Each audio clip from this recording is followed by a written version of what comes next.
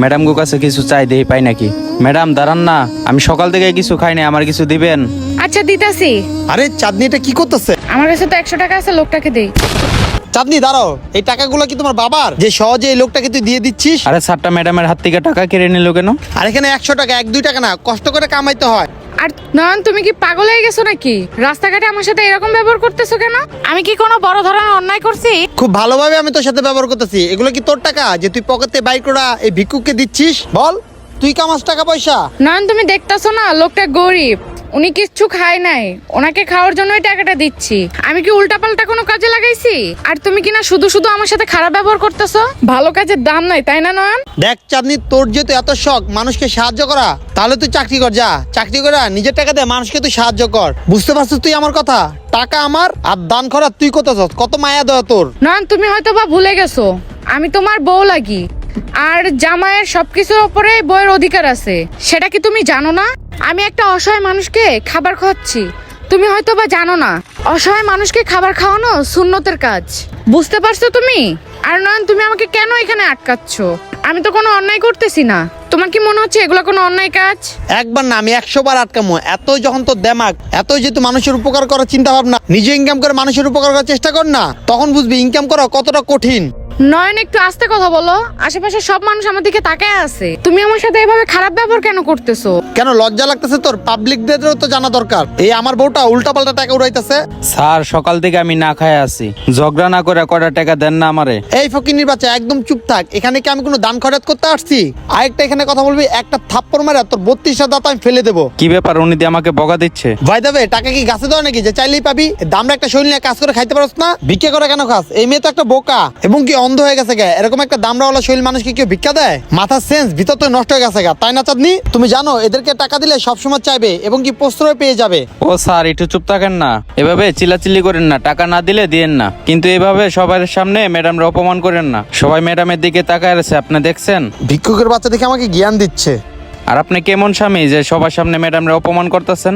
উনি কি সত্যি আপনার বউ না গার্লফ্রেন্ড? কিরে ফকিনির বাচ্চা, তুই ওকে যেভাবে সাপোর্ট করছিস, মনে হয় অনেক ভালো একটা মেয়ে, সব অন্যায় আমার। হ্যাঁ স্যার, ম্যাডাম তো ভালো একটা মানুষ, ম্যাডাম তো আর আপনার মতো না, বুঝতে পারছেন স্যার? উনি আপনার মতো না যে গরিব অসহায় মানুষদের অপমান করতেছে, উনি তো আর একটা অসহায় মানুষকে খাওয়ার জন্য টাকা দিচ্ছে, বুঝতে পারছেন স্যার? যাই হোক স্যার, উনি তো একটা সওয়াবের কাম করতেছে, আর আপনি কি না এই কাজের জন্য ওনাকে বাধা দিচ্ছেন? আপনি কি মানুষ না অন্য কিছু আল্লাহ জানে।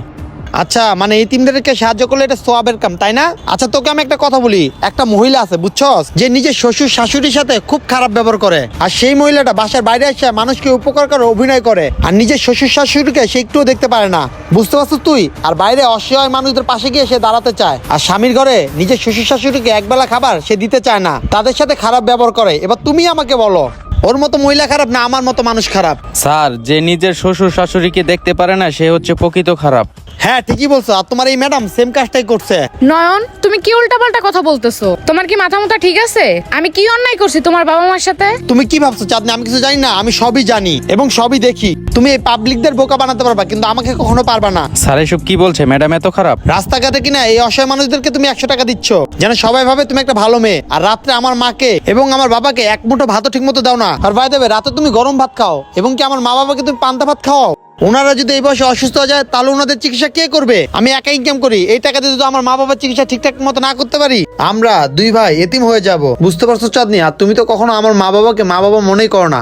নয়ন, তুমি তো ভুল ভাবতেছো, আমি আমার শ্বশুর শাশুড়িকে তো... চুপ থাকো চাঁদনি, আর নাটক করতে হবে না, ঠিক আছে? আমি তোমাকে ভালো করে চিনি, তুমি কেমন একটা মেয়ে, তুমি যে নাটক জানো এটা ভালো করে জানি। আরে চাঁদনি, তুমি তো আমার মার খেয়াল রাখবা, ওটা একা আমার মা না, ওটা তোমারও মা। আমি তো তোমার মা বাবার সম্মান করি, তোমার মা বাবাকে কেয়ার করি। যাই হোক চাঁদনি, আমি কি কখনো তোমার ভাই বোন ওদেরকে আলাদা চোখে দেখছি?